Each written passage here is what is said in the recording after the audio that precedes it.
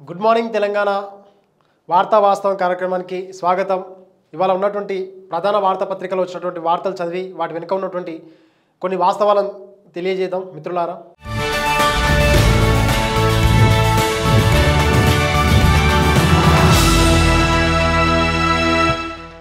ముందుగా వెలుగు పేపర్తో అయితే ప్రారంభిద్దాం. ప్రతి నెల జీతాల కంటే అప్పుల కిస్తీలకే ఎక్కువ కడుతున్నాం. జీతాలకు 5,000 కోట్లు అయితే అంతకంటే ఎక్కువే బాకీలకు పోతున్నాయి. డిప్యూటీ సీఎం బట్టి విక్రమార్క 10 ఏళ్ల తర్వాత కట్టేలా కండిషన్స్తో గత సర్కారు భారీగా రుణాలు తెచ్చింది. ఆ అప్పులు ఇప్పుడు మేము తీరుస్తున్నాం. కేంద్ర పథకాలు వినియోగించుకోవాలంటే కఠిన నిబంధనలు, దీనివల్ల ఇబ్బందులు ఎదుర్కొంటున్నామని చెప్పి కామెంట్ చేసిరంట. మొత్తానికైతే చిన్న బట్టి విక్రమార్క సార్ ఏమంటున్నాడు అంటే, గత బీఆర్ఎస్ పార్టీ తీసుకొచ్చినట్టు ప్రతి అప్పులు మేము తర్వాత 10 సంవత్సరాల తర్వాత చెల్లిస్తామని చెప్పి అగ్రిమెంట్ తీసుకొని అప్పులు చేసిరు. ఆ అప్పులను వివిధ చోట్ల ఖర్చు పెట్టిరు. ఇప్పుడు వాటికి వడ్డీలు తీరుస్తున్నాం. అదేవిధంగా వడ్డీలతో పాటు కొన్ని ఇన్స్టాల్మెంట్లో డబ్బులు కడతా ఉన్నాం. వాటికే మేము ఇచ్చే ప్రభుత్వ ఆఫీస్ అధికారులకు ఎవరైతే ఉంటారో వారికి ఇచ్చే జీతాల కంటే వీటికి పోయే కిస్తీలకు లేకపోతే ఇంట్రెస్ట్ రేట్ ఎక్కువనే పోతాను ఉన్నాయని చెప్పి మొత్తానికైతే ఆవేదన చెందుతూ ఉన్నాడు. ఇట్లా ఇక్కడ ఒకటి చూసుకున్నట్టయితే ఈ అప్పులు ఇప్పుడు మేము తీరుస్తున్నాం అని చెప్పి మాట్లాడుతూ ఉన్నాడు. అయ్యా, మీరు కూడా అలవి కానీ హామీలు ఏవైతే ఇచ్చిరో వాటిని అమలు చేయాలంటే భారీ ఎత్తున అప్పులు చేస్తూ ఉన్నారు. ఈ అప్పులు అనేది గత సర్కారు చేసింది. అంతకంటే ముందు కాంగ్రెస్ పార్టీ ఉండొచ్చు, టీడీపీ ఉండొచ్చు, అన్ని పార్టీలు దాదాపు అప్పులు చేసుకుంటూ వస్తున్నాయి. ఈ అప్పులకు గల కారణాలు ఏంటంటే పార్టీ ప్రభుత్వంలోకి రావాలనేది బలమైన కాంక్ష, కోరిక, అధికారం చేపట్టాలనే దాని కాన్సెప్ట్ తోటి ప్రజలకు కావచ్చు, విద్యార్థులు కావచ్చు, నిరుద్యోగులు కావచ్చు, లేకపోతే రైతన్నలు కావచ్చు, నేతన్నలు కావచ్చు, ప్రతి ఒక్కరికి నోటికి ఏడికొస్తే ఆడికి అవి అసలు రాష్ట్ర ఆర్థిక పరిస్థితిలో ఉంది.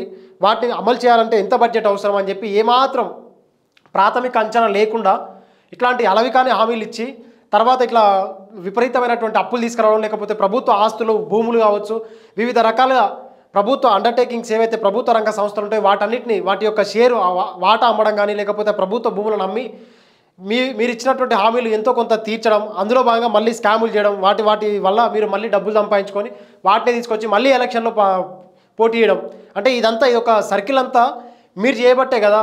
కాస్త మీరు కూడా విద్య మీద, వైద్యం మీద కొంచెం ఎక్కువ ఖర్చు పెట్టి మిగతా సంక్షేమం మీద కొంచెం తక్కువ ఇచ్చినట్టయితే ఖచ్చితంగా ఇట్లాంటి పరిస్థితి భవిష్యత్తులో మరొకసారి ఈ రాష్ట్ర పరిస్థితి ఈ విధంగా ఎదుర్కొనే అవకాశం ఉంటుంది. కాబట్టి ఖచ్చితంగా దాన్ని దృష్టిలో పెట్టుకొని మీ ప్రభుత్వం కూడా వాటి మీద దృష్టి పెట్టాలని చెప్పి ఈ సందర్భంగా మేము కోరుతూ ఉన్నాం. ఇక్కడ మరొక వార్త వచ్చినట్టయితే తెలంగాణపై అప్పుల భారం, రవాణా రుణాల రీస్ట్రక్చర్కు అవకాశం ఇవ్వండి, లేదంటే ఆర్థిక సాయం అందించండి. కేంద్ర పన్నుల్లో రాష్ట్రాల నిధుల వాటాను 50% పెంచండి. 16వ ఆర్థిక సంఘానికి సీఎం రేవంత్ రెడ్డి విజ్ఞప్తి. భారీగా అప్పులు చేసిన గత బీఆర్ఎస్ ప్రభుత్వం రూపాయలు 6.8 లక్షల కోట్లకు పెరిగిన రుణభారం, బలమైన పునాదులు ఉన్నప్పటికీ ఆర్థికంగా సవాళ్లు. తెలంగాణ యంగెస్ట్ ఫ్యూచర్ స్టేట్ రుణ సమస్యకు పరిష్కారం చూపాలని చెప్పి మొత్తానికైతే గత బీఆర్ఎస్ సర్కారు విపరీతమైనటువంటి అప్పులు చేసింది. మేము వాటిని తీర్చలేక ఇబ్బంది పడుతున్నాం. కాబట్టి మీరు కేంద్రం నుంచి ఏవైతే ఫండ్స్ ఇస్తున్నారో ఆ ఫండ్స్ మాకు పెంచివ్వకపోతే మేము ఈ అప్పుల నుంచి బయటికి రాలేకపోతున్నాము. గత సర్కారు 6.15 లక్షల కోట్ల అప్పు చేసింది. వాటి ఇంట్రెస్ట్ కట్టడానికే మాకు విపరీతమైనటువంటి ఇబ్బంది అవుతూ ఉంది. కాబట్టి మేము ఏదైతే ఫోర్త్ సిటీ అని చెప్పి, లేకపోతే ఫ్యూచర్ సిటీ అని చెప్పి వీటిని నిర్మించాలని చెప్పి మేము అనుకుంటున్నాం, మా రాష్ట్ర ప్రభుత్వం ప్రతిపాదించిందో వీటికి కేంద్ర సహకారం ఖచ్చితంగా అవసరం ఉంది. మిషన్ భగీరథ ఏదైతే ఉందో దానికి పూర్తి స్థాయిలో కంప్లీట్ చేయాలంటే కేంద్ర సహకారం ఖచ్చితంగా కావాలని చెప్పి మొత్తానికైతే ఏదైతే 16వ ఆర్థిక సంఘం రాష్ట్రానికి వచ్చిందో ఆ రాష్ట్రానికి వచ్చినటువంటి ఆర్థిక సంఘానికి మన రాష్ట్ర ముఖ్యమంత్రి రేవంత్ రెడ్డి గారు వినతి పత్రం ఇచ్చినంట. మరి కేంద్ర ప్రభుత్వం అయితే ఒక మాట అయితే ఇక్కడ వాస్తవంగా చెప్పుకోవాలంటే సౌత్ ఇండియాలో ఉన్నటువంటి స్టేట్స్కి ఏవైతే ఉన్నాయో ఆ స్టేట్స్కి ఖచ్చితంగా ఫండ్ అలొకేషన్ అనేది చాలా తక్కువగా ఉంది. అదే నార్త్ ఏదైతే బీహార్ కావచ్చు, ఉత్తరప్రదేశ్ కావచ్చు, లేకపోతే గుజరాత్ కావచ్చు, మధ్యప్రదేశ్ ఇలాంటి ఉత్తరాఖండ్, హర్యానా లాంటి రాష్ట్రాలకు వాళ్ళు సెంట్రల్ గవర్నమెంట్కు ట్యాక్సెస్ కాంట్రిబ్యూషన్ చాలా తక్కువగా ఉంటుంది. కానీ వాళ్ళ ఫండ్ అలొకేషన్ మాత్రం ఎక్కువగా ఉంటుంది. ఫండ్ రిలీజింగ్ కూడా చాలా ఎక్కువగా ఉంటుంది. ఈ సౌత్ ఇండియన్ స్టేట్స్ అయితేనేమో ట్యాక్స్ కాంట్రిబ్యూషన్ చాలా ఎక్కువగా ఉంటుంది. కానీ వాటికి రిటర్న్లో వచ్చేటివి మాత్రం చాలా తక్కువగా ఉంటాయి. కాబట్టి మేము ఇప్పుడిప్పుడే ఇంకా మా సిటీని లేకపోతే మా స్టేట్ను మరింత డెవలప్ చేసుకుంటాం. కాబట్టి మీరు మరింత సహకారం అందించాలని చెప్పి వినతి పత్రం అందజేసిండు. ఇక మరొక వార్త చూసినట్టయితే ఇక్కడ చూడండి మిత్రులారా, కోటి మహిళా వర్సిటీకి చాకల ఐలమ్మ పేరు పెడుతున్నట్టు సీఎం రేవంత్ రెడ్డి ప్రకటించారు. ఆమె మనవరాలు శ్వేతను మహిళా కమిషన్ సభ్యులుగా నియమిస్తున్నట్టు వెల్లడించారు. ఈ వార్తను బట్టి చూస్తే ఎక్కడైతే ఈ మన ప్రగతి భవన్కు పూలే పేరు పెట్టి, లేకపోతే ఇక్కడ ఉన్నటువంటి కోటిలో ఉన్నటువంటి మహిళా యూనివర్సిటీ గత సర్కారు ఏదైతే పెట్టిందో ఆ కోటిలో ఉన్నటువంటి మహిళా యూనివర్సిటీకి చాకల ఐలమ్మ పేరు పెట్టడం జరిగింది. అయ్యా రేవంత్ రెడ్డి గారు, మా బీసీ నేతల పేర్లు పెడితేనే కాదు, ఈ నిన్న కూడా దానికి టెక్స్టైల్ హబ్ కూడా కొండ లక్ష్మణ్ బాపూజీ కేవలం మీరు బీసీల పేర్లు పెట్టడం వల్లనో కాదు, ఆ బీసీ నేతలకు రాజకీయంగా ఎదగడానికి అవకాశం ఇవ్వండి, లేకపోతే ప్రత్యేకంగా మినిస్ట్రీ ఇవ్వండి. ఆ కులాల నుంచి ఎవరైతే వచ్చారో, ఆ వర్గాల నుంచి ఎవరైతే బిడ్డలు వచ్చారో ఆ బిడ్డలకు మీరు మంత్రిత్వ శాఖ ఇవ్వడం ద్వారా వాళ్ళు కూడా కొంత ఆ వర్గాలకు న్యాయం చేసుకునే అవకాశం ఉంటుంది తప్ప మీరు ఇట్లా పేర్లు మార్పులు చేయడం వల్ల, లేకపోతే వీటి వల్ల ఏమాత్రం పెద్దగా ఉపయోగం ఉండదు. కేవలం వారిని స్మరించుకోవచ్చు వాళ్ళ జయంతి రోజు, లేకపోతే వాళ్ళ వర్ధంతి రోజు. కానీ వాటికంటే ఆ వర్గాల వల్ల ఎక్కువ ప్రయోజనం పొందాలంటే ఖచ్చితంగా మీరు రాజకీయంగా వారికి అవకాశం ఇవ్వాలి, వారిని ప్రోత్సహించాలని చెప్పి సందర్భంగా తెలియజేస్తూ ఉన్నా. రుణమాఫీ సర్వే 50% పూర్తి. రాష్ట్రంలో రుణమాఫీకి సంబంధించిన ఫ్యామిలీ సర్వే 50% పూర్తయిందని అధికారులు గ్రామాలకు వెళ్ళి వివరాలు సేకరిస్తున్నారని ఇప్పటికే 2.65 లక్షల రైతు కుటుంబాలను గుర్తించారు. చూడండి మిత్రులారా, దాదాపు 25 రోజులు అవుతుంది మీరు ఇచ్చినటువంటి హామీ మేము పూర్తి చేసినామని చెప్పి ఆగస్టు 15 ఏదైతే డెడ్లైన్ పెట్టారో ఆ తర్వాత కూడా కేవలం 50% పూర్తి చేసినామని చెప్పి వారి యొక్క అధికారిక పత్రిక అయినటువంటి వెలుగు పేపర్లు వచ్చింది. అంటే ఇంకా 50% రుణమాఫీ కాని వాళ్ళ దాంట్లో 50% ఇంకెవరైతే ఉన్నారో వాళ్ళవి ఇంకా 50% సర్వే పూర్తి చేయలేదు. ఏవైతే టెక్నికల్ ఇష్యూస్ ఉన్నాయో, రేషన్ కార్డు ఇద్దరు కలిపి ఒకటే లింక్ ఉండడం, లేకపోతే పాస్బుక్లో తప్పులు ఉండడం, లేకపోతే బ్యాంకు పుస్తకాలలో తప్పు ఉండడం, ఆధార్ కార్డులో టెక్నికల్ ఇష్యూస్ ఉండడం, వీటన్నిటిలో ఏం ప్రాబ్లమ్స్ ఉన్నాయని చెప్పి వ్యవసాయ విస్తరణ అధికారులు ఎవరైతే ఉన్నారో అగ్రికల్చర్ ఎక్స్టెన్షన్ ఆఫీసర్సు వీళ్ళు ఫ్యామిలీస్ దగ్గరికి వెళ్ళి వాళ్ళు చేస్తూ ఉన్నామని చెప్పి మాట్లాడుతూ ఉన్నారు. అది కూడా పూర్తి కాలేదని చెప్పి వారి అధికారిక మానస పత్రిక అయినటువంటి వెలుగు పేపర్లోనే చెప్తా ఉన్నారు. మరి ఎప్పుడు చేస్తారో మరి ఇప్పటికైతే తెలియదు. మా రైతులనేమో బ్యాంకుల దగ్గర, పిఎస్సిఎస్ దగ్గర, లేకపోతే రోడ్ల మీద ధర్నాలు చేసి బ్యాంకుల దగ్గర రాత్రిపూట నిద్రపోయి నిరసన వ్యక్తం చేస్తూ ఉన్నారు. మరి రాష్ట్ర ప్రభుత్వానికి అయితే మొద్దు నిద్ర విడతలేదు. ఇక మళ్ళీ ఒక వార్త చూసినట్టయితే దాదాపు 2 సంవత్సరాలు అవుతుంది. మణిపూర్లో మళ్ళీ ఉద్రిక్తత నెలకొంది. డీజీపీ స్టేట్ సెక్యూరిటీ అడ్వైజర్ను తొలగించాలని డిమాండ్ చేస్తూ ఇంఫాల్లో స్టూడెంట్లు చేపట్టిన రాజ్భవన్ ముట్టడి హింసాత్మకంగా మారింది. ఈ ఘటనలో 40 మంది స్టూడెంట్స్ గాయపడ్డారు. చూడు, ఈ వార్తను బట్టి చూస్తే చూడండి మిత్రులారా, మా దేశ ప్రధానమంత్రి నరేంద్ర మోడీ గారేమో విదేశాలు వెళ్ళి మేము శాంతి స్థాపన చేస్తాము, మన ఉక్రెయిన్ కావచ్చు, లేకపోతే రష్యా కావచ్చు, లేకపోతే ఇజ్రాయెల్, గాజా ఇవి దేశాలకు దగ్గరికి వెళ్ళి మేము ప్రపంచ శాంతి స్థాపన కోసం మేము పనిచేస్తూ ఉంటాము, మీరు శాంతి చర్చలు జరపండి, మేము పూర్తి స్థాయిలో మా దేశం ఏదైతే ఉందో మా దేశం పూర్తి స్థాయిలో మీకు సపోర్ట్ చేస్తూ ఉందని చెప్పి మాట్లాడుతూ ఉంటారు. కానీ ఇక్కడ స్వదేశంలో మాత్రం మణిపూర్లో దాదాపు 2 సంవత్సరాల నుంచి పెద్ద ఎత్తున మహిళలను నగ్నంగా ఊరేగించి వారిని హింసాత్మకంగా లైంగికంగా ఎంతోమంది ఇబ్బంది పెడుతున్నా కానీ ఇప్పటి వరకు కూడా పార్లమెంట్లో పెద్ద ఎత్తున ప్రతిపక్షాలు కావచ్చు, లేకపోతే సామాజిక కార్యకర్తలు కూడా పెద్ద ఎత్తున డిమాండ్ చేసినా కానీ ఇప్పటి వరకు నోరు మెదపలేదు. అక్కడ ఉన్నటువంటి ప్రభుత్వం కూడా బీజేపీ సర్కారే. మరి ఎందుకు ఇంత అంటే ప్రపంచవ్యాప్తంగా ఇల్లు చక్కబెట్టుకోకుండా మీరు ప్రపంచాన్ని చక్కబెడతా అంటే ఏదో తెలుగులో సామెత కూడా ఉంటుంది, ఇల్లు గెలిచి రచ్చ గెలవాలని చెప్పి. మా ప్రధానమంత్రి సారేమో ఇల్లు గెలవకుండా రచ్చ గెలవడానికి ప్రపంచ శాంతి స్థాపన కోసం బయలుదేరుతూ ఉన్నాడు, విదేశీ యాత్రలు చేస్తూ ఉన్నాడు. ఒకసారి ఈ మణిపూర్ ఇష్యూ ఒకసారి చూడండి సారు, నరేంద్ర మోడీ సారు కొంచెం దాని మీద జర ఫోకస్ చేసి అదేదో ఇష్యూ జర క్లియర్ చేస్తారా సారు. ఆ వార్త అట్లా ఉంది. ఇక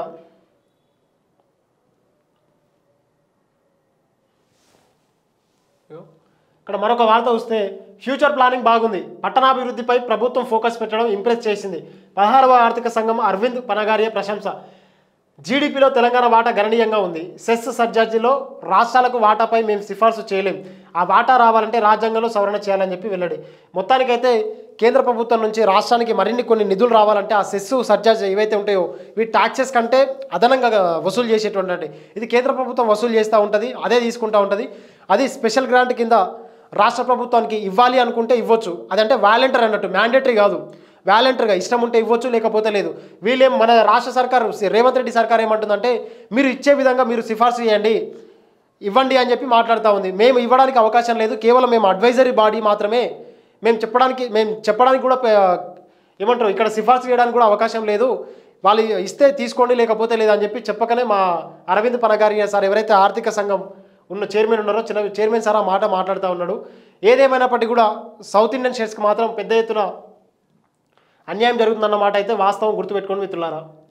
పట్టణాభివృద్ధిపై ప్రభుత్వంపై ఫోకస్ పెట్టడం నిజంగా ఇంప్రెస్ చేసింది. అంటే ఫ్యూచర్లో రూరల్ ఏరియా నుంచి పెద్ద ఎత్తున పూర్ పీపుల్ కావచ్చు, లేకపోతే ప్రజలు పాపులేషన్ అనేది అర్బన్ ఏరియాకు మైగ్రేట్ అయ్యే అవకాశం ఉంది. కాబట్టి మీరు పట్టణాభివృద్ధి పైన ఫోకస్ చేయడము చాలా ముఖ్యం, అంటే చాలా మంచిగా ఉంది అని చెప్పి ప్రశంసలు అయితే పొందిస్తున్నారు. కానీ దీనికి కావాల్సినటువంటి రోడ్ ట్రాన్స్పోర్టేషన్ యాక్సెస్ కావచ్చు, లేకపోతే వివిధ రకాల వాటర్ ఫెసిలిటీస్ కావచ్చు, లేకపోతే హాస్పిటాలిటీ కావచ్చు, లేకపోతే ఎడ్యుకేషన్ ఫెసిలిటీస్, వీటికి మేము ఇంకా ఇంప్రూవ్ చేసుకుంటాం మా స్టేట్లో అని చెప్పి వాటి కొంచెం ఫండ్ అలొకేషన్ అనేది సెంట్రల్ గవర్నమెంట్ నుంచి ఎక్కువ పెట్టమంటే మాత్రం మాతోటి కాదు, మీరు మాట్లాడుకోండి అని చెప్పి మాట్లాడుతూ ఉన్నారు.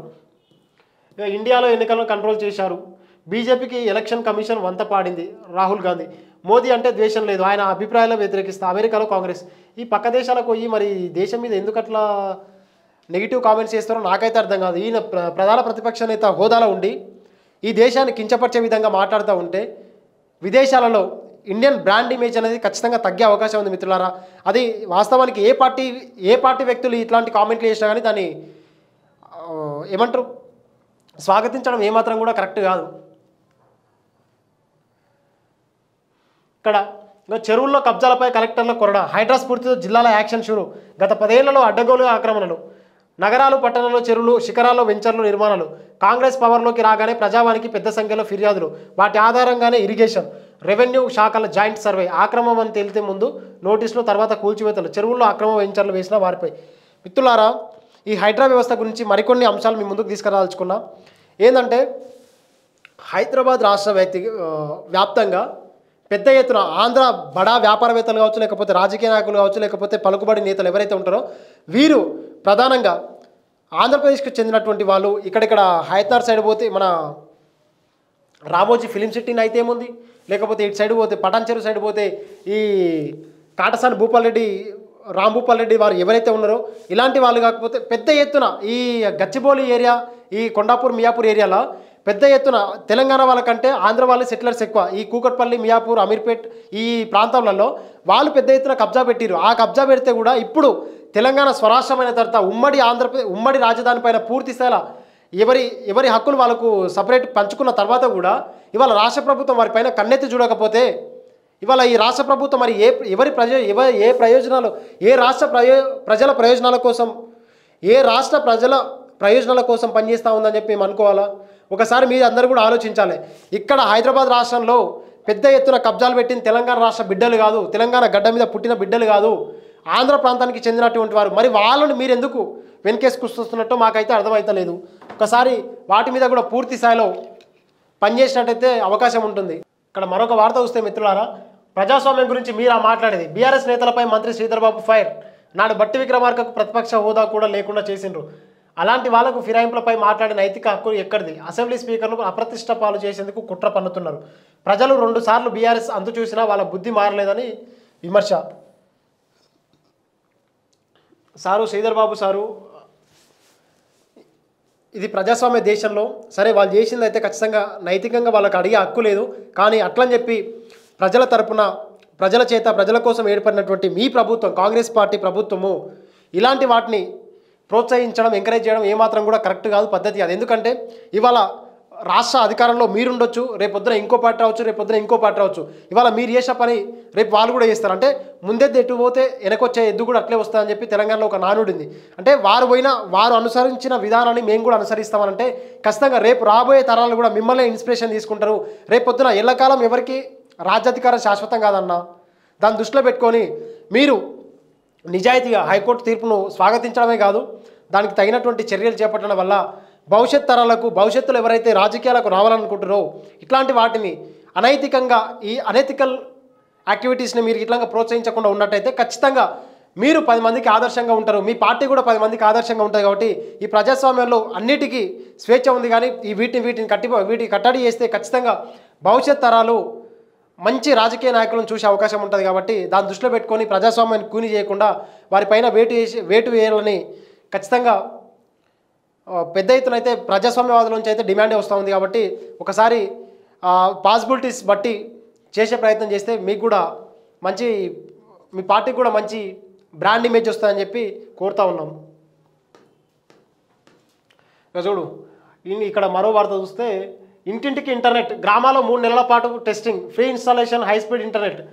నెట్తో పాటు కేబుల్ టీవీ ప్రసారాలు కూడా టెస్టింగ్ కోసం ఇప్పటికే టెండర్లు పిలిచిన టీజీటీఎస్ టెస్టింగ్ తర్వాత అతి తక్కువ ధరకే సేవలు 93 లక్షల కుటుంబాలు లబ్ధి పొందే సర్కారు. చూడు, గ్రామాన కనీసం స్కూళ్ళు గత బీఆర్ఎస్ సర్కారు స్కూళ్ళను మొత్తం విధ్వంసం చేసింది నాయన. వాటిల్లో కనీసం టాయిలెట్స్ లేవు, వాళ్ళకు కనీసం పిల్లలకు ప్రహారీ గోడలు లేవు. మొన్న వారం రోజులు 10 రోజులు పెద్ద ఎత్తున భారీ వర్షాలు పడితే ఏమంటారు పైన ఉన్నటువంటి పెచ్చులు కూలి ఆ పిల్లలపైన దెబ్బలు తాకినటువంటి పరిస్థితులు చాలా పెద్ద ఎత్తున ఉన్నాయి. ఇంటర్నెట్ ఇప్పుడు మ్యాండేటరీ కాదు, ప్రతి ఒక్కరింట్లో 2 మనుషులు ఉంటే 3 ఫోన్లు లేదా 4 ఫోన్లు మెయింటైన్ చేస్తూ ఉన్నారు. వాళ్ళే అన్లిమిటెడ్ డేటా రీఛార్జ్ చేసుకుంటూ ఉన్నారు. మీరు ఇంటర్నెట్ సేవలు సరే అది మ్యాండేటరీ కాదు, ఇది ఎమర్జెన్సీ సర్వీస్ అయితే కాదు కదా. మీరు ప్రజెంట్ ఉన్నటువంటి విలేజ్లలో ఆ ఎడ్యుకేషన్ క్వాలిటీస్లో ఇంప్రూవ్ చేయండి, లేకపోతే ఆ వైద్య హాస్పిటాలిటీలో ఆ ఇన్ఫ్రాస్ట్రక్చర్ ఎక్కువ డెవలప్ చేయండి, వాటి మీద ఫోకస్ చేయండి అన్న. ఇప్పుడు కూడా నిన్న మొన్నటి వరకు భారీ ఎత్తున రాష్ట్ర వ్యాప్తంగా విష జ్వరాలు, చికెన్ గున్యా అయితే ఉంది, డెంగ్యూ అయితే ఉంది, మలేరియా అయితే ఉంది, అసలు చెప్పలేని పేర్లతోటి వచ్చినటువంటి పెద్ద ఎత్తున రోగాల బారిన పడ్డటువంటి ఈ గ్రామాల్లో ఉన్నటువంటి ప్రజలు వాటి మీద కొంచెం పెద్ద ఎత్తున ఫోకస్ చేసినట్టయితే మంచిగా ఉంటుందని చెప్పి ఈ సందర్భంగా తెలంగాణ ప్రజలు కోరుతూ ఉన్నారు. ఇంకోటి, మక్కలకు మస్తు రేట్ అట, క్వింటాల్కు ₹3,000 దాకా ధర, మద్దతు ధర కంటే 800 ఎక్కువే. పంట సాగు తగ్గటం, ఈతనాల తయారీకి వినియోగం పెరగడంతో డిమాండ్. మొత్తానికైతే మక్కలు కోలదాన తయారు చేయడం కోసం మక్కలు కీలకం, లేకపోతే ఈతనాలు ఏదైతే లిక్విడ్ ఉంటుందో ఆ లిక్విడ్ కూడా తయారు చేయడం కోసంలో కీలక పాత్ర, పెద్ద ఎత్తున పాత్ర ఉంటుంది. కాబట్టి అందుకోసం ఏమంటారు క్వింటాల్ మక్కకు 3,000 అంట, బాగా రేటు పెరిగినాయంట. అదే రైతన్నలారా ఎవరైనా మక్కలు పండించినట్టయితే తొందర అమ్ముకోండి, ఆ రేటు మళ్ళీ ఎప్పుడు తగ్గేది కూడా తెలియదు. ఇది మిత్రులారా, మొత్తానికైతే తెలంగాణ అధికారిక పేపర్ అయినటువంటి వెలుగులో వచ్చినటువంటి ప్రధాన వార్తలు. నమస్తే తెలంగాణ పేపర్లో అయితే చూద్దాం. ఇప్పుడు చాకలైన వార్త, చూడు, చిన్నారి పీక్కు తిన్న వీధి కుక్కలు, నిజామాబాద్ జిల్లాలో బోధనల విషయం. ఈ వార్తాపత్రికలో వచ్చినటువంటి ప్రధాన వార్తలు ఒక నెల రోజులు అయిన తర్వాత అవన్నీ పడకేస్తాయి. ఇప్పుడు గతంలో వీధి కుక్కలపైన పెద్ద ఎత్తున హైదరాబాద్ జిహెచ్ఎంసీ ఏరియా పరిధిలో పెద్ద ఎత్తున ఎన్నో కేసులు నమోదైనాయి. ఎంతోమంది చిన్నపిల్లలు పీకు తిని చంపేసినప్పుడు అధికారులు మేమేం చేస్తున్నామంటే వాటికి టీకాలు ఇస్తున్నాము, వాటి యొక్క సంతతిని కట్టడి చేసే కార్యక్రమాలు చేపడుతున్నాం అని చెప్పి పెద్ద ఎత్తున ప్రకటనలు ఇచ్చారు. మరి ఏది ఓన్లీ జిహెచ్ఎంసీ ఏరియా కాదు, రాష్ట్ర వ్యాప్తంగా కూడా గ్రామాన కూడా కుక్కలు చాలా విపరీతంగా పెరిగినాయి కదా. వాటికి ఏదైతే రేబీస్ టీకా ఇస్తారో ఆ రేబీస్ టీకా అనేది ఇవ్వాలి కదా. చూడు, చిన్నారిని పీకుతున్నాయి అంటే ఆ పాప చనిపోయి ఉంటుంది, ఏం లాభం. జైనూర్పై ఎన్హెచ్ఆర్సీ సీరియస్, 2 వారాల నివేదిక ఇవ్వాలని ప్రభుత్వానికి ఆదేశం. ఏదైతే ములుగు జిల్లాలో జరిగిందో ఆ ఆదివాసీ మహిళపైన ఆ ఘటన పైన ఎన్హెచ్ఆర్సీ ప్రభుత్వానికి హెచ్చరించిందంట. 2 వారాల్లో మీరు నివేదిక ఇవ్వండి, అసలు ఏం జరిగింది, ఎందుకు 2 రోజులు కర్ఫ్యూ నిర్వహించారు, లేకపోతే అక్కడ ఇంటర్నెట్ బంద్ చేసినారు, జిల్లా వ్యాప్తంగా ఎందుకు బంద్ చేశారు, అక్కడ ఉన్నటువంటి ఎస్పీలు కావచ్చు, వివిధ రకాల జిల్లా పోలీస్ యంత్రాంగం మొత్తం అక్కడే 2 రోజులు పహారా కాసింది కదా, దానికి గల కారణాలు ఏంది, మీరు ఎందుకు చర్యలు తీసుకోరు, ఎవరిపైన చర్యలు తీసుకోలేదు, ఎందుకు తీసుకోలేదు అని చెప్పి వివిధ రకాల ప్రశ్నల వర్షం అయితే ఎన్హెచ్ఆర్సీ కురిపించిందంట రాష్ట్ర ప్రభుత్వం. మరి 2 వారాల గడువు లోపల ఏమైనా సబ్మిషన్ చేస్తుందా లేకపోతే ఏందనేది చూడాలి. ఇక్కడ ఒకటి ప్రధాన వార్తలు ఉన్నాయి మిత్రులారా. 3 నెలలలో కులగణన, సామాజిక ఆర్థిక రాజకీయ వెనుకబాటుతనంపై సమగ్ర సర్వే చేయాలి, పూర్తి చేసి మాకు నివేదిక ఇవ్వండి, రాష్ట్ర ప్రభుత్వానికి హైకోర్టు ఆదేశం. సుప్రీంకోర్టు మార్గదర్శకాలను అమలు చేయాలి, రాష్ట్రం యూనిట్ కాకుండా స్థానిక సంస్థల యూనిట్గా కులగణన నిర్వహించాలి, అదే సుప్రీంకోర్టు తీర్పులో అంతరార్థం. చూడండి, రాష్ట్రంలో వెనుకబడిన తరగతుల కులగణన మార్గం సుగమమైంది. స్థానిక సంస్థల ఎన్నికల్లో కీలకమైన రిజర్వేషన్లు ఖరారుకు అవసరమైన బీసీల కులగణన 3 నెలల్లో పూర్తి చేయాలని రాష్ట్ర ప్రభుత్వానికి హైకోర్టు కీలక ఆదేశాలు జారీ చేసింది. కులగణన పూర్తయిన తర్వాతనే సమగ్ర నివేదిక సమర్పించాలని ఉత్తర్వులు ఇచ్చింది. సుప్రీంకోర్టు ఆదేశాల ప్రకారం వెనుకబడిన తరగతుల సామాజిక ఆర్థిక సాంస్కృతిక రాజకీయ వెనుకబాటుతనంపై సమగ్ర సర్వే నిర్వహించాలని చెప్పి స్పష్టం చేసింది. మిత్రులారా, మొదటిసారిగా మాజీ ముఖ్యమంత్రి అయినటువంటి కేసీఆర్ గారు అధికారంలో చేపట్టిన తర్వాత ఒకటే రోజు సమగ్ర కుటుంబ సర్వే నిర్వహించడం జరిగింది. దాదాపు అప్పుడు 3.85 లక్షల కుటుంబాల సంథింగ్ అంత జనాభాకు ఉంటే 3,85,00,000 జనాభాకు సంబంధించినటువంటి సమగ్ర కుటుంబ సర్వే ఒకటే రోజు పూర్తి చేసిరు. పొద్దున 8 గంటల నుంచి సాయంత్రం 6 గంటల దాకా. అట్లా ఒక 3 రోజులు ఛాలెంజ్డ్గా తీసుకొని గవర్నమెంట్ బీసీ కులజనగణన ఏదైతే ఉందో కులగణన చేస్తే అన్ని కులాల లెక్కలు వస్తాయి. ఓన్లీ బీసీల కులగణన చేస్తే మాత్రం బీసీల యొక్క ఎంత పర్సెంటేజ్ ఉందనేది వస్తుంది. మొత్తానికి రాష్ట్ర వ్యాప్తంగా కులగణన ఒక వారం రోజులు టైం తీసుకొని ప్రభుత్వం ఇట్లా చేపట్టినట్టయితే ఇప్పుడున్నటువంటి టెక్నాలజీని వాడుకొని ఖచ్చితంగా 1 వీక్ టైం లోపల అయిపోతాయి. కానీ హైకోర్టు 3 months టైం ఇచ్చింది ఎవరికి, స్టేట్ గవర్నమెంట్కి. అయినా కానీ ఈ వార్తను బట్టి చూస్తే ఇప్పట్లో స్థానిక సంస్థల ఎన్నికలు ఇప్పట్లో లేనట్టే దాన్ని భావించవచ్చు. ఎవరైనా స్థానిక సంస్థలు పోటీ చేయాలనుకుంటే వాళ్ళు కూడా కొంచెం గ్రౌండ్ వర్క్ చేసుకోవడానికి కొంచెం సమయం దొరికింది.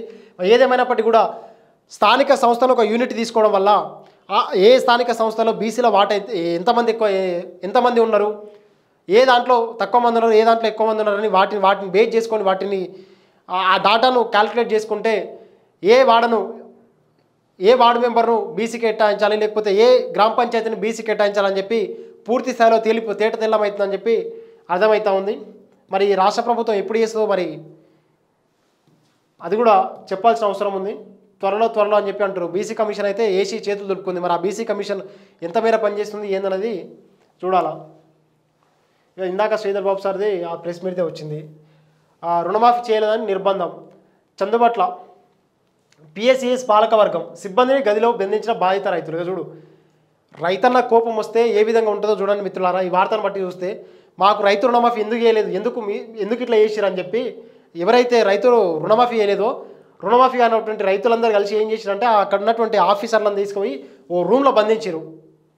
ఇట్లాగా వాళ్ళకు ఫుడ్ కానీ లేకపోతే అట్లీస్ట్ వాటర్ కూడా ఇవ్వకుండా 2 రోజులు బంధిస్తే పరిస్థితి ఏంది? కాబట్టి మీ చేతులు ఏమైనా అధికారుల చేతులు ఏమైనా ఉంటే మీరు ఎందుకు ఆలస్యం చేస్తారు?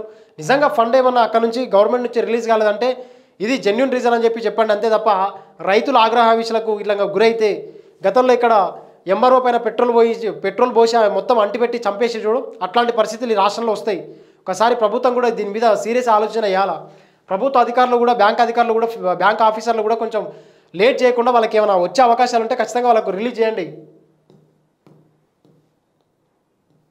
ఇగో చిన్నారుల పుస్తకాలపై బుల్డోజర్, సున్నం చెరువు కూల్చివేతలు హైడ్రా అత్యుత్సాహం. బుక్స్ తీసుకునే సమయం కూడా ఇవ్వకుండా కూల్చివేతలు, విసిరేసిన పుస్తకాలను ఏడుస్తూ ఏరుకున్న చిన్నారులు. పసి హృదయాన్ని గాయపరిచి సీఎంకు మనసు లేదు. చిన్నారులపై సీఎం ప్రతాపం. కేటీఆర్ ట్వీట్ చేస్తే నేనేం మాట్లాడలేను, కానీ వాస్తవానికి అయితే కేటీఆర్ మాట్లాడేది కొంచెం ఈ మాట పక్కన పెడితే చిన్నారుల పుస్తకాలు నిజంగా చూడు, ఆ కుప్పకూలినటువంటి వాళ్ళ యొక్క ఇండ్ల శిథిలాల దగ్గర ఆ చిన్న చిన్నారులు వాళ్ళు 2వ తరగతి 3వ తరగతి చదువుతున్నటువంటి పిల్లలు. నిజంగా రేవంత్ అన్న ఈ విషయంలో మాత్రం నిజంగా హైడ్రా వ్యవస్థను లేకపోతే హైడ్రా కమిషన్ మేము స్వాగతించినప్పటికీ కూడా ఇట్లాంటి చిన్నారులు లేకపోతే ఇట్లాంటి పేదలపైన మీ ప్రతాపం చూపెట్టడం అనేది నిజంగా అది ఏమంటారు అసలు అంగీకరించే అవకాశమే లేకుండా చేసిండ్రు. మీరు ఏమో ఉన్నోనికేమో నోటీసులు ఇచ్చి చేతులు దులుపుకున్నారు, ఇట్లా లేనోళ్ళకేమో వాళ్ళపైన మీ బుల్డోజర్ ప్రతాపం చూపెట్టడం అనేది నిజంగా ఇది మాయని మచ్చ కాంగ్రెస్ పార్టీకి. దీన్ని దృష్టిలో పెట్టుకోవాలి.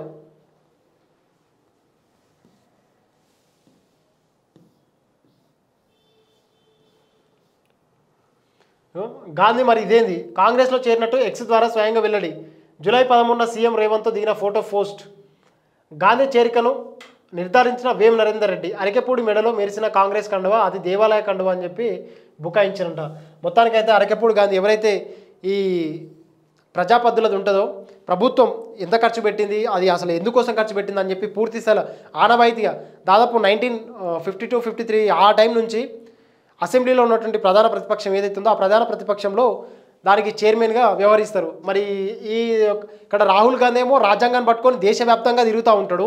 ఇక్కడ అదే రాహుల్ గాంధీకి చెందినటువంటి కాంగ్రెస్ పార్టీ రాష్ట్రంలో అధికారంలో ఉండి ఇక్కడ ఉన్నటువంటి ప్రజాస్వామ్యాన్ని కూని చేస్తుందంటే ఈ కాంగ్రెస్ పార్టీ యొక్క 2 నాలుకల ధోరణి ఎట్లా ఉంటుందో ఒకసారి ఆలోచించండి మిత్రులారా. రాష్ట్ర వ్యాప్తంగా దేశవ్యాప్తంగానే రాహుల్ గాంధీ చెప్పే మాట ఒకటి, ఇక్కడ మరి తెలంగాణ రాష్ట్రం భారతదేశంలో ఒక పార్టీగా లేదా లేకపోతే ఏందన్నట్టు ఒకసారి అది కూడా కాంగ్రెస్ పార్టీ నాయకులు చెప్పాల్సిన బాధ్యత ఖచ్చితంగా ఉంది. 16న ఢిల్లీకి రేవంత్ రెడ్డి. సీఎం హోదాలో 21వ మంత్రివర్గ విస్తరణ ఫిరాయింపు ఎమ్మెల్యేలకు అంశంపై చర్చించే. ఇక చూడు, ఇక ఈ ఢిల్లీ గులాం పార్టీ ఏదైతే ఉంటుందో ఢిల్లీ గులాం పార్టీకి వీళ్ళు దగ్గినా తుమ్మినా ఏ చిన్న నిర్ణయం తీసుకోవాలన్నా కానీ పార్టీ హైకమాండ్ అని చెప్పి మాట్లాడుతూ ఉంటారు. వీళ్ళు నెలకోసారి పోవాల్సి వస్తుంది. వీళ్ళు ప్రభుత్వం ఏర్పాటు చేసి 9 నెలలు అవుతుంది, ఇప్పటికి 21. చూడండి, యావరేజ్గా నెలకు 2 సార్లు ఖచ్చితంగా 2 సార్లు పోయిరు. అర్థం చేసుకోండి. ఒక్కసారి ఈ ఢిల్లీ గులాంపాట్ ఎట్లుంటుందంటే సీఎం హోదాలో 21 మంత్రివర్గ విస్తరణ అని చెప్పి ఇప్పటికీ 9 నెలలు అంటే దాదాపు సంవత్సరం అయినా కానీ వీళ్ళు ఇప్పటికి కూడా వీళ్ళు సంవత్సరం అయినప్పటికీ కూడా వాళ్ళు మంత్రివర్గ విస్తరణ అయితే చేపట్టలేదు. గతంలో కేసీఆర్ ఉన్నప్పుడు 2 నెలలు లేట్ చేస్తేనే విపరీతంగా గగ్గోలు పెట్టిరు. ఏమి హరీష్ రావుకు మంత్రి పదవి లేకపోతే ఇంకా మంత్రివర్గ విస్తరణ ఎప్పుడు చేస్తారని చెప్పి నానా గగ్గోలు పెట్టి పెట్టిరు. అట్లాంటి కాంగ్రెస్ పార్టీ మరి ఇప్పుడు 6 మంత్రి పదవులు ఆయన దగ్గరనే పెట్టుకొని మున్సిపల్ శాఖ ఆయన దగ్గరనే ఉంటుంది, హోంమంత్రి ఆయన దగ్గరనే ఉంటుంది, విద్యాశాఖ మంత్రి ఆయన దగ్గరనే ఉంటుంది. ఇంత అత్యాచారాలు, లైంగిక దాడులు, లేకపోతే కిడ్నాపులు, మర్డర్లు జరుగుతున్నా కానీ కనీసం హోంమంత్రి మీద సమీక్ష పెట్టరు, హోమ్ మినిస్ట్రీ మీద. విద్యార్థులు ఎంతోమంది పెద్దపల్లి జిల్లా కావచ్చు, లేకపోతే భువనగిరి జిల్లా కావచ్చు, లేకపోతే సూర్యాపేట జిల్లా కావచ్చు, ఈ జిల్లాలో ఎంతోమంది గురుకుల విద్యార్థులు చనిపోవడం, లేకపోతే వాళ్ళకు అస్వస్థతకు గురై పెద్ద ఎత్తున హాస్పిటల్ పాలైతే దానిపైన విద్యాశాఖ మంత్రి ఒక్కసారి విద్యాశాఖ మంత్రి ఎవరి దగ్గర ఉందంటే రాష్ట్ర ముఖ్యమంత్రి దగ్గర ఉంది. ఆయన ఒక సమీక్ష జరపడు.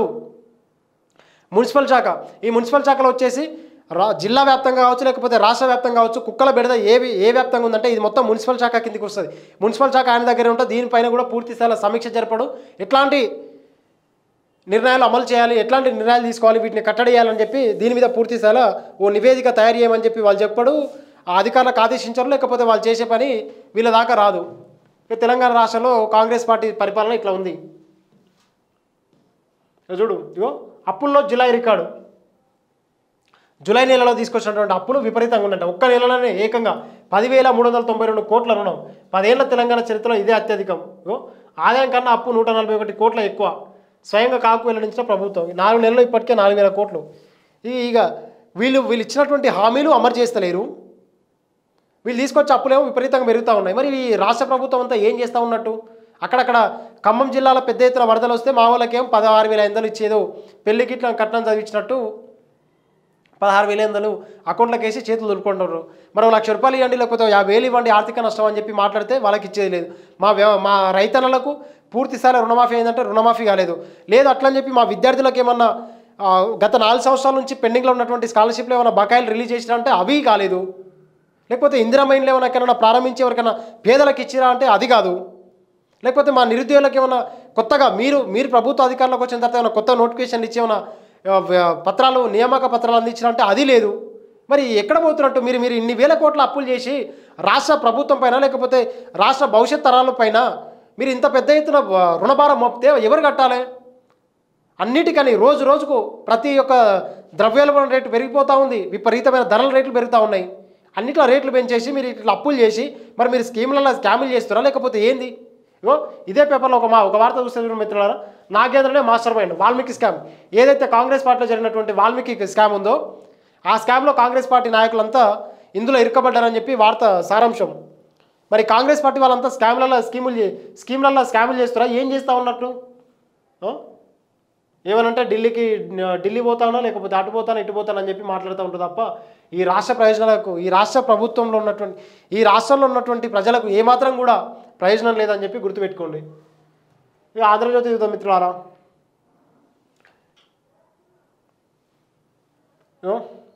అక్రమ హర్మ్యం. జూబ్లీ హిల్స్లో భారీ కాంప్లెక్స్ నిర్మాణ అమర్తులో నెట్ వెంచర్స్ వంచన.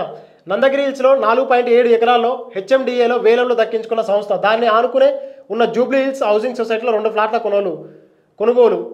ఇక్కడ 30 మీటర్ల నిర్మాణానికి ఛాన్స్. ఇంపాక్ట్ ఫీజు కడితే మరింత వెసులుబాటుగా. చూడండి, అక్కడక్కడ 30 మీటర్ల వరకే నిర్మాణానికి ఛాన్స్ ఉందంట వాళ్ళు.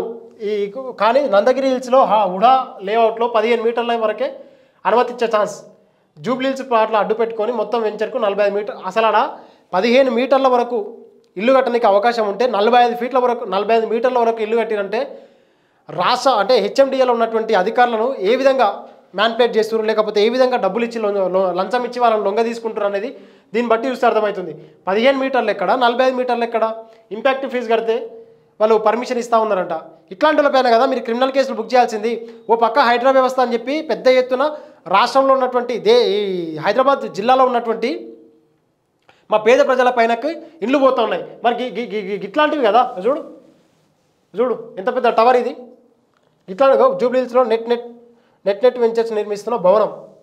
అండర్ గ్రౌండ్లో ఎన్ని ఫ్లోర్లు ఉన్నాయి, పైకి ఎన్ని ఉన్నాయి ఒకసారి మీరు చూడండి. వీళ్ళపైన కదా ఇటువంటి బిల్డర్లపైన క్రిమినల్ కేసులు బుక్ చేయండి. అంతేకాకుండా అక్కడ పర్మిషన్ ఇచ్చినటువంటి అధికారులపైన కూడా మీరు క్రిమినల్ కేసులు బుక్ చేయండి.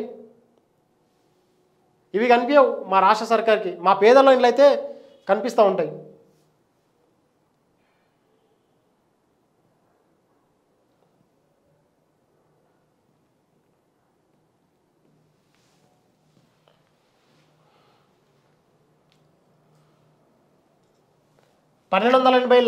ల్యాబ్ టెక్నీషియన్ల పోస్టుల భర్తీకి నేడు నోటిఫికేషన్. 2030 మంది స్టాఫ్ నర్సు పోస్టులకు భర్తీకి 10 రోజుల్లో. ఈ నెలాఖరు కల్లా ఫార్మసిస్టుల సెలక్షన్ కూడా. మొత్తానికి ఈ నెల రోజుల్లోనే వైద్య ఆరోగ్య శాఖలో 4000 పోస్టులకు నోటిఫికేషన్లు. ఈ జాబ్ క్యాలెండర్ ప్రకారం ఉద్యోగాల భర్తీకి ప్రభుత్వం చర్యలు. మొత్తానికైతే ఈ పోస్టులు అయితే వస్తున్నాయంట. మరి ఆ ల్యాబ్ టెక్నీషియన్లు నేడు నోటిఫికేషన్ ఇస్తారంట. మరి ఎవరికి ఇస్తారు, లేకపోతే అందులో ఏమైనా స్కాములు జరిగే అవకాశం ఉందా, లేదా నిజంగా ట్రాన్స్పరెన్సీనే ఈ ఉద్యోగాల కల్పన చేపడుతుంది అనేది అది కూడా చూడాలి. ఏడాది మొత్తం 8 కాలేజీలకు అనుమతులు రావడంతో 400 MBBS సీట్లు అదనంగా అందుబాటులోకి వచ్చాయి. ప్రస్తుతం రాష్ట్రంలో ప్రభుత్వ మెడికల్ కాలేజీలో 3690 MBBS సీట్లు ఉండగా కొత్తగా వచ్చిన వాటితో ఆ సంఖ్య 4090కి పెరిగింది. కాలేజీలకు అనుమతులు ఇచ్చిన కేంద్ర ప్రభుత్వానికి సకాలంలో అవసరమైన నిధులు కేటాయించాలని చెప్పి సీఎం రేవంత్ రెడ్డి కృతజ్ఞతలు చేసినట. చూడు, మొత్తానికైతే రాష్ట్రంలో 8 కొత్త కాలేజీలు వస్తున్నాయి. దాంట్లో ఒక్కొక్క కాలేజీలో 50 సీట్లు చొప్పున మొత్తం 400 సీట్లు పెరిగినాయంట. మరి ఇందులో జీవో 33 వల్ల తెలంగాణ రాష్ట్ర బిడ్డలకు పెద్ద ఎత్తున నష్టం జరుగుతుందని చెప్పి ఒక పక్క ప్రతిపక్ష నాయకులు కావచ్చు, లేకపోతే విద్యార్థుల తరఫున కూడా పెద్ద ఎత్తున డిమాండ్ వస్తూ ఉంది. మరి వాటిని దృష్టిలో పెట్టుకొని ఆ జీవో 33 మీద పూర్తి స్థాయిలో గైడ్లైన్స్ రిలీజ్ చేయమని చెప్పి హైకోర్టు చెప్పింది. మరి మా వాళ్ళు ఏం చేస్తారో ఏమో రాష్ట్ర ప్రభుత్వం. బీసీలది ఇక్కడ ఒక వార్త ఉన్న మిత్రులారా, జీపీఎస్ టోల్పై గెజెట్ జారీ. 20 కిలోమీటర్ల వరకు రుసుము ఉండదు. ఆ తర్వాత ప్రయాణించిన దూరానికి జీపీఎస్ అనుసంధానానికి టోల్ గేట్లలోని వ్యవస్థ ఆధునీకరించాల్సిన అవసరం ఉంది. ఇందుకు భారీగా వ్యయం, టోల్ ఛార్జీలు పెరిగే అవకాశం ఉంది. ఒక్కొక్క స్టేట్మెంట్ చూడండి. 20 కిలోమీటర్ల వరకు రుసుము ఉండదు అంటే ఫ్రీ ఆఫ్ కాస్ట్ తోటి 20 కిలోమీటర్ల వరకు వెళ్ళే అవకాశం ఉంది. కానీ టోల్ ఛార్జీలు పెరిగే అవకాశం ఉందంటే దాని అర్థం ఏంది మిత్రులారా? 20 కిలోమీటర్ల వరకు ఫ్రీ ఆఫ్ కాస్ట్ తోటి మీరు వెళ్ళొచ్చు. ఆ 20 కిలోమీటర్ల తర్వాత ఏదైతే మీరు ప్రయాణించిన దూరం ఉంటుందో ఆ ప్రయాణించిన దూరాన్ని దీన్ని కలిపి డబల్ వేస్తారు. ఇప్పుడు ఇదే పూర్తి స్థాయిలో మనం ఈ వార్త చదివినట్టయితే ఇప్పుడు 40,000 కోట్లు టోల్ గేట్ల ద్వారా మన కేంద్ర ప్రభుత్వానికి డబ్బులు వస్తూ ఉన్నాయంట. ఒకవేళ ఇదేదైతే టెక్నాలజీ ఉందో ఈ టెక్నాలజీని ఇంప్లిమెంటేషన్ చేస్తే దాదాపు 1,40,000 కోట్లు అంటే లక్ష కోట్ల ఆదాయం పెరుగుతుందంటే ఒకసారి ఈ ప్రయాణికులపైన ఎంత పెద్ద ఎత్తున భారీగా అదనంగా పడుతుందో ఒకసారి ఆలోచించండి. మా కేంద్ర ప్రభుత్వం పేదలపైన మొత్తం ఈ ముక్కుబిండి వసూలు చేసి అక్కడ అంబానీకి ఆదానికి వాళ్ళకేమో రైట్ ఆఫ్ చేస్తూ ఉంటుంది రుణాలని. ఈ పేద ప్రజలపైన మొత్తం ట్యాక్సెస్ ఏమో వసూలు చేస్తూ ఉంటారు. వీళ్ళేమో ఇంకా పెద్దోని చేస్తూ ఉంటారు. పేదలనేమో ఇంకా పేదోని చేసే అవకాశం ఉంది. మా కేంద్ర ప్రభుత్వం మా బీజేపీ సర్కార్ తీసుకునే స్టాండ్ ఇట్లా ఉంటుంది. గోదావరి భద్రాచలం వద్ద 2 ప్రమాద హెచ్చరిక. ఆడ ఇంకా వర్షాలు విపరీతంగా వస్తూ ఉన్నాయి. మరి రాష్ట్ర ప్రభుత్వం ఏం ముందస్తు చర్యలు తీసుకుంటుందో ఏదో.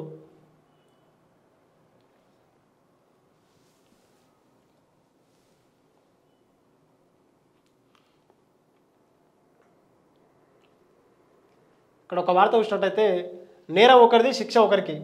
సైబర్ మోసాలతో సంబంధం లేని చిరు వ్యాపారుల ఖాతాల ఫ్రీజ్. నేరగాలు చేసే చెల్లింపులతో వారిపైన కొరడా. కేటుగాలు ఖాతాలతో పాటు బాధితులు ఖాతాలు కూడా. ఈఎంఐలు కట్టలేక చెక్ బౌన్స్లతో బాధితులు విలవిల. రికవరీ సొమ్ము ఖాతాదారుల అకౌంట్లో వేయడానికి కొర్రీలు. చూడండి మిత్రులారా, వాడు ఎక్కడో స్కామ్ చేసేస్తాడు.